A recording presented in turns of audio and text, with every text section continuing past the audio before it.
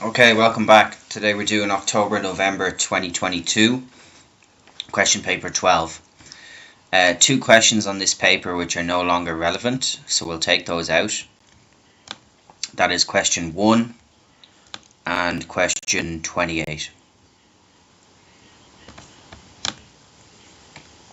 Okay, so we'll start at the bottom. This is a relatively straightforward paper, much easier than question paper 11 for sure. So there isn't really too many difficult questions on this paper.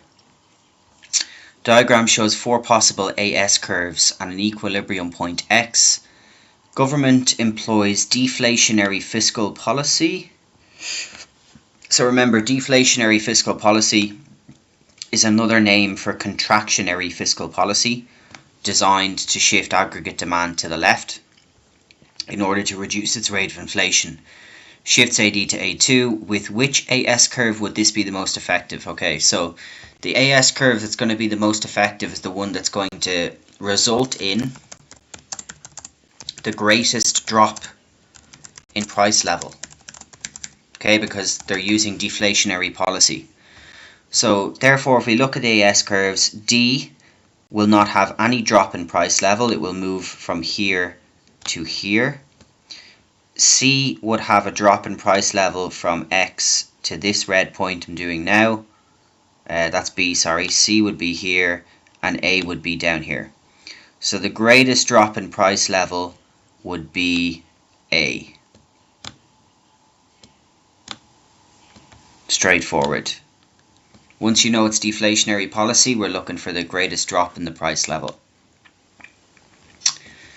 Which type of economic policy is likely to be considered the most effective by a government that has greater income equality as its primary aim? Okay, so this will be fiscal policy, and the reason for that is that fiscal policy, remember, is the use of taxes. So as part of the use of taxes, what they could do is they could change progressive tax rates, for example, and that will allow them to increase their tax base if they're increasing the taxes, for example, and then to take that money and to redistribute it in the form of transfer payments, etc. Right? So we know that the greatest way of redistributing or creating income equality is through the use of these transfer payments, and these transfer payments are funded from taxation. So the only policy that directly influences, or economic policy that directly influences taxes there, would be fiscal policy. International trade will not have an impact. Monetary will be interest rates, money supply, and supply side will be designed to increase productive capacity. None of them will be influencing directly the use of taxes. That is most likely to be fiscal policy. Okay, 27 is an interesting question. It's quite a good question, actually. Diagram shows the effect of introducing a tariff. We've seen this diagram before. It's in the slides that we have for the international trade chapter as well. And we're asked, what determines the producer surplus that the tariff generates for domestic producers? Okay, so remember, when we have the imposition of a tariff, in this case we'll have the movement up on the graph. Now the bigger the tariff, the bigger the movement will be, and the smaller the tariff, the smaller the movement will be. We know that the producer surplus is the area below the equilibrium price, so in this case that would be P2, to the bottom of the supply curve, right? So your producer surplus, if I can shade it here to show you, would be this area in here, right? The producer surplus is to do with supply. It is nothing to do with demand. Okay, that's the consumer surplus. So anything that references demand is automatically taken out. Okay, and if we look at that, that's actually A, B, and C, which we can eliminate. The thing that will determine the producer surplus is the tariff rate, because that will determine where the new equilibrium is, which will tell us either how much it's increasing, or if it's removed, how much it's decreasing by, and then the PES of domestic supply, because that is determining what the size of the surplus is. So the more elastic that is, for example, then the smaller the size of the producer surplus.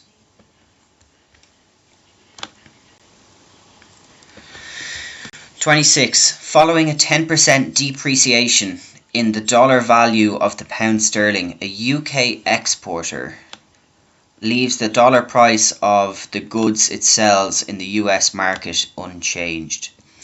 Other things being equal, what will be the effect on the revenue measured in sterling obtained by the manufacturer from its sales in the US? Okay, so all other things being equal, very simple. If we have a depreciation of the currency, the UK exporter, we would expect, would have an increase in revenue, because a depreciation, other things being equal, assuming that the elasticity for those exports is elastic, then the 10% depreciation will result in a greater change in the quantity demanded, which will make their total revenue go up. Remember, depreciation is price of exports down, total exports up. So it won't decrease, it won't be unchanged, and it doesn't depend on the elasticity of demand for the manufacturer's good in the US, because that's not the person we're looking at. We're looking at the UK exporter, right?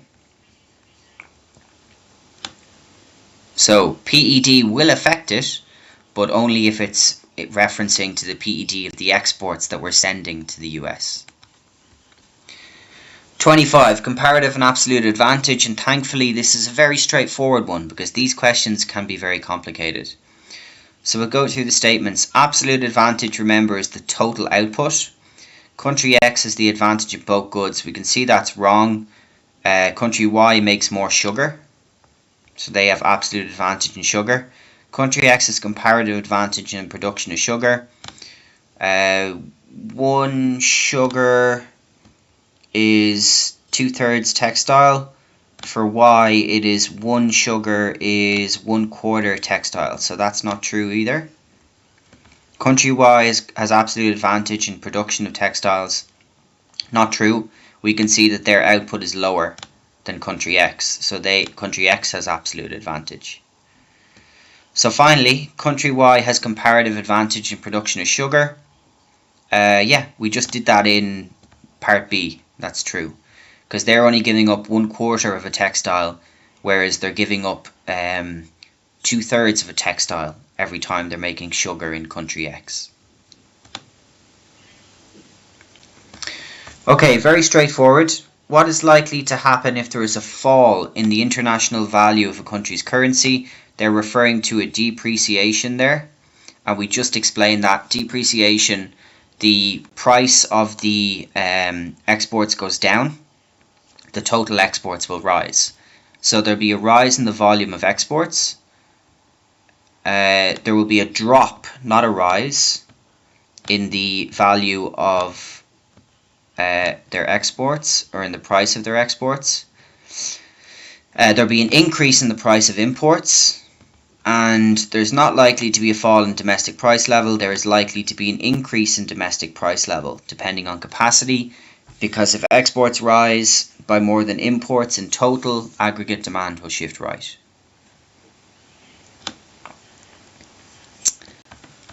Okay, another good question. 23. Country X joins a custom union with Country Y and will remove the tariff on its imports of good M.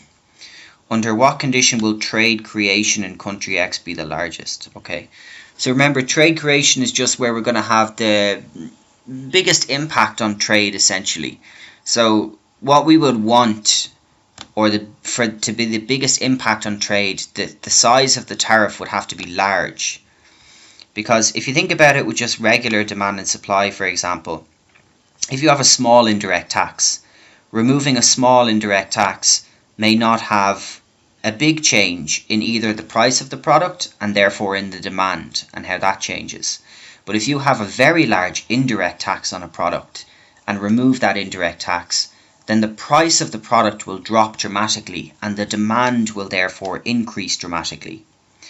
So we want a large tariff, and therefore we will also want because we know a tariff will result in the price of the product dropping, we want an elastic PED, because that will mean that the demand will increase by more than the drop in price, and therefore that will create more trade than if it was inelastic and if the demand dropped by less than the change in price.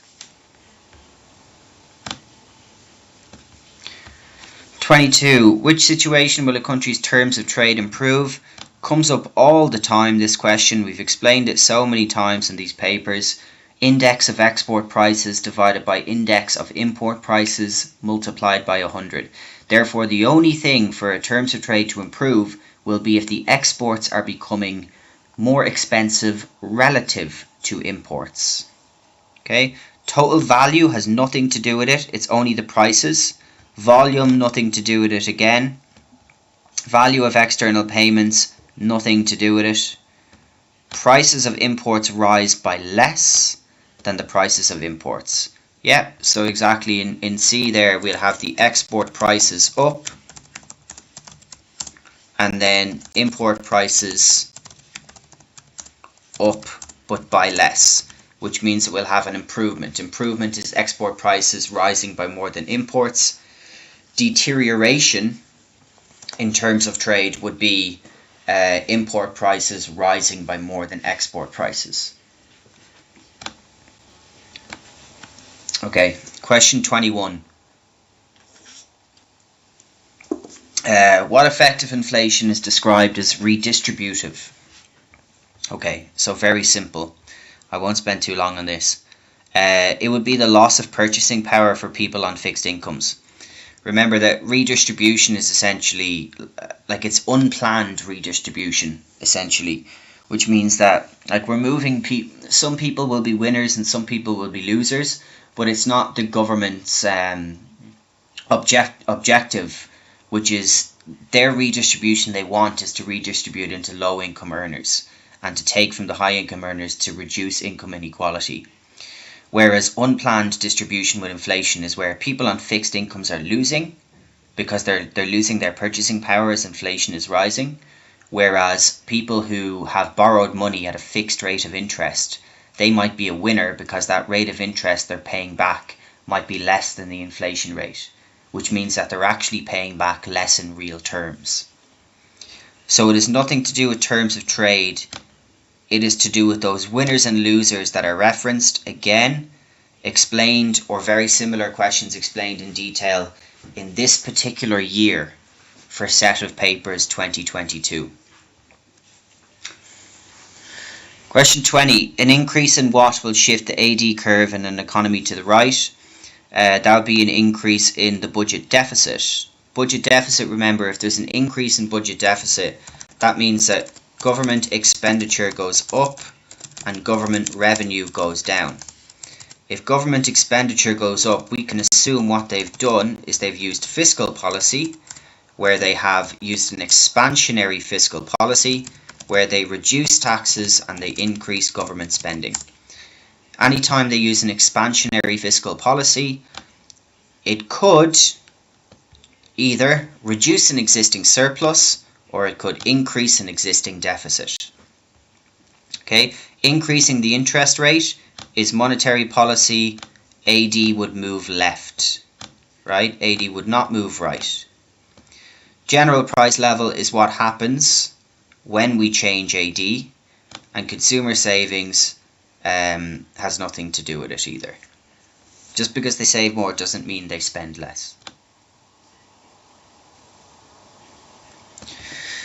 Okay, 19. Definition question. Progressive tax. Low income earners pay a low proportion of income in taxes than high income earners.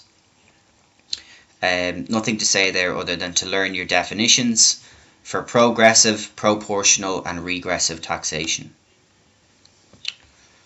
18. What best illustrates the process of privatization? Remember, privatization is where assets or industries that were previously government owned are now being changed into the private sector.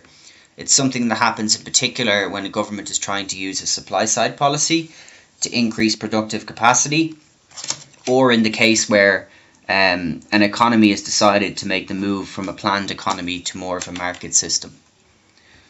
So it's not where a single private shareholder requires complete control, it's not the purchasing of government bonds, and it is not the purchase of shares in a private company, it is sales. Sales of public sector assets, in other words, government assets, essentially, to the private sector. We're increasing the role of the private sector and we're decreasing the role of the government.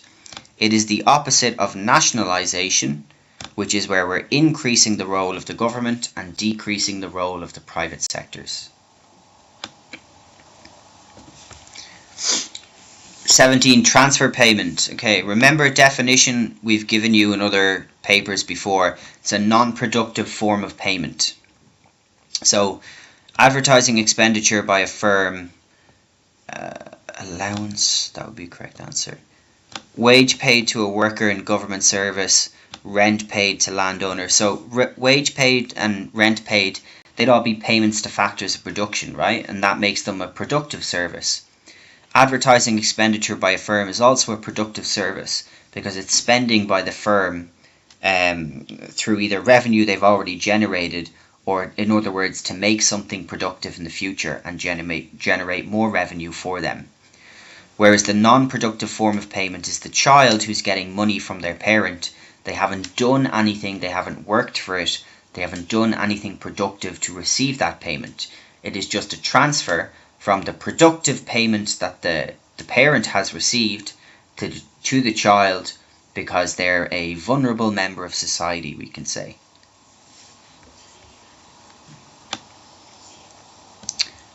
Okay, indirect tax question. How much tax revenue is earned by the government? So very simple again, right? It's the area of the tax, which is here to here. 16 minus 6 is 10. Area of the tax multiplied by the quantity. Quantity sold is 20. That gives us the tax revenue by the government of 200. Okay? And how you calculate it is, if you remember, indirect taxes are the same as subsidies. You have a shift in the supply curve to the left. You take the supply curve down until where it hits the original supply, and that shows you the full area of the indirect tax. That full area of the indirect tax is split between a burden that the consumer has and a burden that the producer has. The burden that the consumer is paying in this case is larger.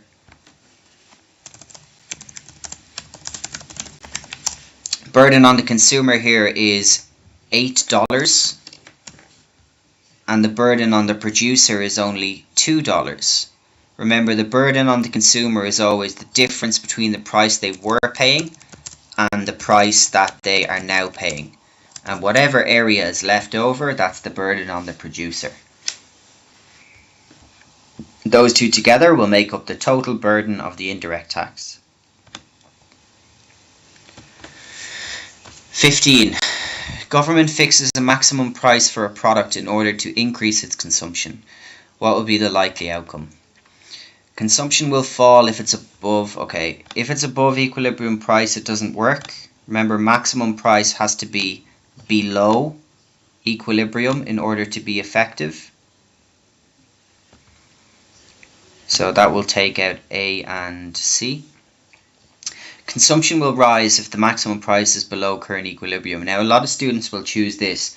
Not necessarily true, right? Demand rises, it doesn't mean that consumption rises, because the producers are actually, they're disincentivized to produce, so they will reduce their supply. That is why D is the correct answer and production will fall, right? That is the most likely outcome. We're not saying that consumption can't rise. It can, but there will need to be another form of government intervention because it will create the shortage, which is the excess demand, where demand will increase by a lot because the price drops. Therefore, the supply will decrease by a lot because the price drops, and then there needs to be an additional form of government intervention if you want consumption to actually rise.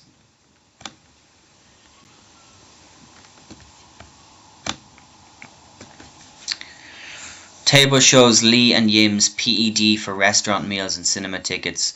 There is a rise in the price of both products. Okay, so price up and price up. This is elastic, inelastic, inelastic, and inelastic. Okay, so simple if you remember what happens when it's elastic or inelastic. If it's elastic, price up, total revenue or total expenditure will go down. If it is inelastic, price up, and that means total revenue or total expenditure will also go up. Okay, so restaurant owners will receive more income. No, we don't know. We can't conclude that, because even though we know their elasticities, we don't know what their demand is. Lee will have if there's a price increase of 10%, for example, Lee's demand will drop by 12%. But we don't know how many times Lee is visiting the restaurant. He could be visiting the restaurant 100 times in a month. He could be going 3 times in a month, for example. Right? So their income will be dependent on the actual figures that we'd be provided with. Lee will spend more money on both products. Again, we don't know how much they're spending. We only know their sensitivity to a change in price. Yim will spend more money on both products. Okay, so again, we don't know how much they're spending, but we can actually conclude this because Yim is inelastic on both, which means that the total expenditure, the total money she will spend, will rise for both. So she will spend more money than she was previously on both products, whereas for Lee, he will spend less money on restaurant meals but more money on cinema tickets. Okay, so that would have to be C. What is likely to affect the position of the demand curve? Okay, so we're looking for the demand curve to move but the supply curve not to move. Right, very simple. A changing seating capacity will change supply. Change in rents charge would change the cost of production. That would change supply. A change in price tickets would cause an extension or contraction. But what it wouldn't do is it wouldn't change the demand curve. Okay, so those would all be wrong because we're told that we need to affect the position of the demand curve. Whereas if we have a change in incomes, for example, just imagine incomes rise, then the demand curve will shift to the right. So demand would shift, supply would stay in the same position, it would just extend.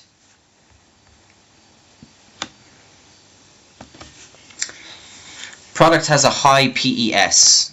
Right, now what you need to know to answer this question, you need the determinants of PES. Determinants of PES are nothing to do with its opportunity cost. It's nothing to do with whether it's an inferior or luxury good. Remember these two here, inferior and luxury goods, they are to do with YED, not PES. Okay? But it has a non-perishable nature. Now that does match up with the determinants of PES because one of those determinants is the ability to be able to store products. And the longer or the more you can store them, in other words, the more non-perishable that they are, the longer you can keep them in storage, which means that when the market or when you need to become more responsive to the market, you can quickly release the supply to the market.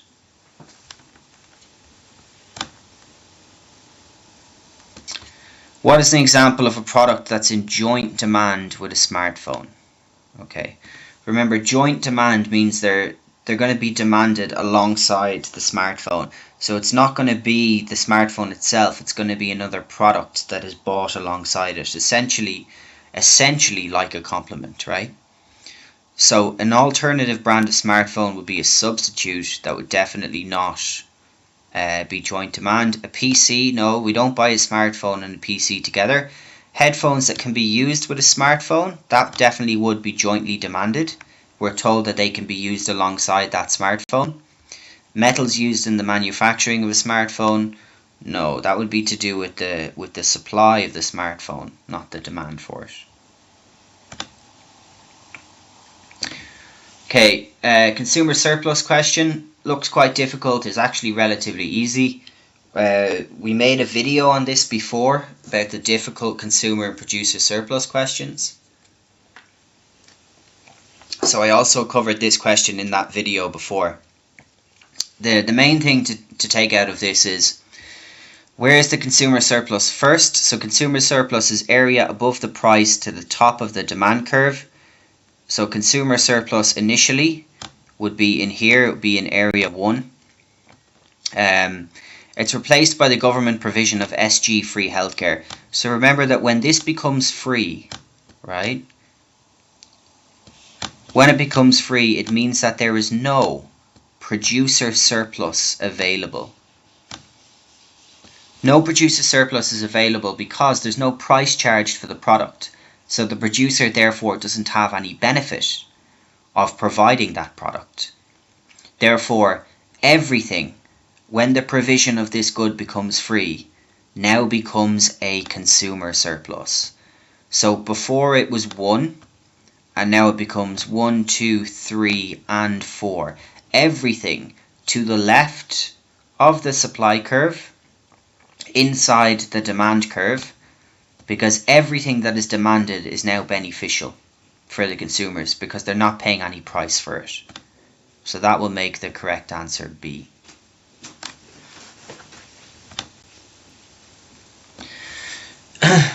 Okay, 2 linear supply curves. Very simple. We don't even need to look at these answers before because we've explained this.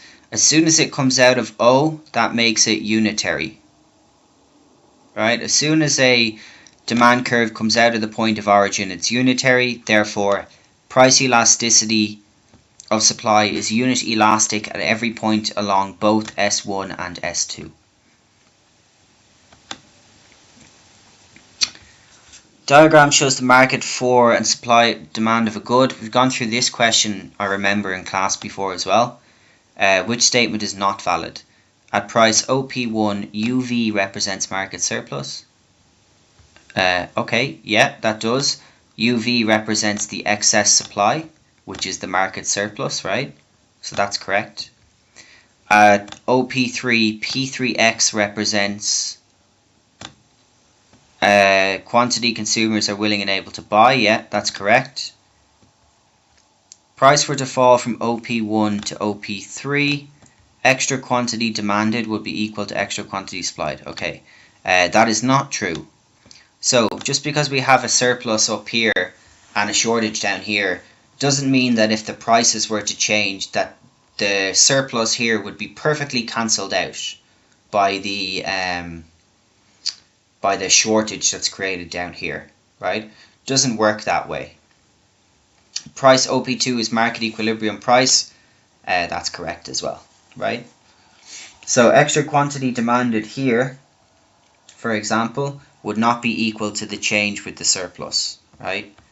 Remember, it's only a representation of the theory. We don't know the actual amounts that are involved. Okay, PES of a yogurt is 1.5. Demand for yogurt rises and price rises by 20%. How much more will be supplied to the market? Formula, percentage change in QS divided by percentage change in price. So price changes by 20%. Answer is 1.5.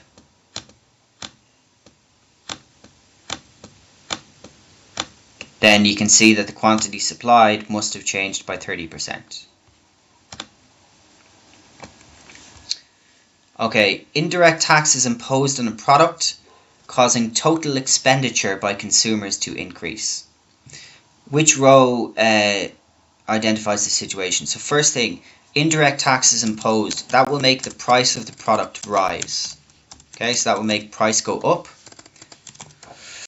If the total expenditure goes up, that must mean that the PED is inelastic, right? because we know, like we explained previously in this video, when it's inelastic, price up, total expenditure, total revenue goes up. So it has to be inelastic. So therefore, inelastic and price increases would give us D as the correct answer.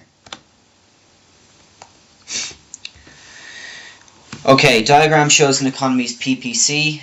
Economy is moved from X to Y. What can be deduced from the diagram? Current living standards have fallen? No.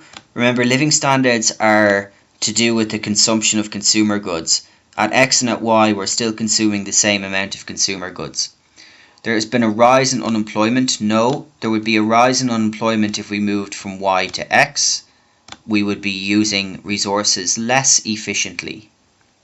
Okay. Remember that on the curve means we are using resources efficiently. We're using all the resources that we have available. Inside the curve means that we are inefficient in our use of resources. We've got unused resources in the economy. There's been an opportunity cost of O or consumer goods, so we could see that's wrong too. Okay.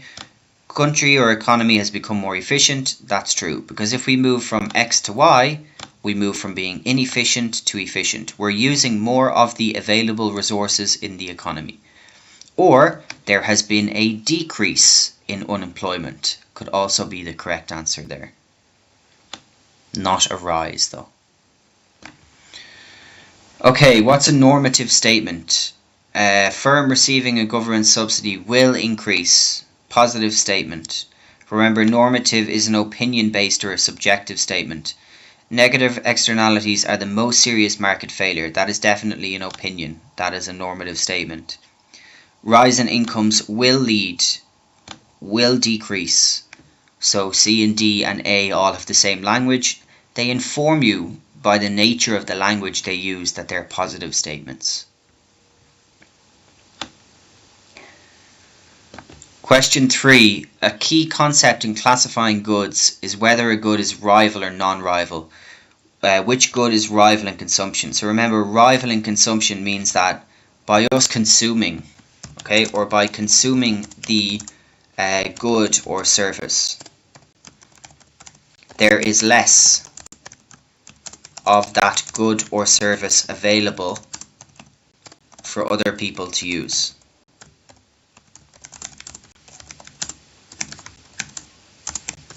Okay, which one is rival therefore would be an ice cream, because if I'm eating an ice cream, there's definitely going to be less ice cream available for the next person who wants to eat it.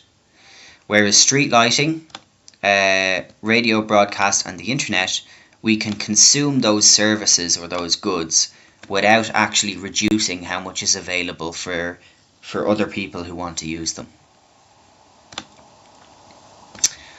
Final question, question 2.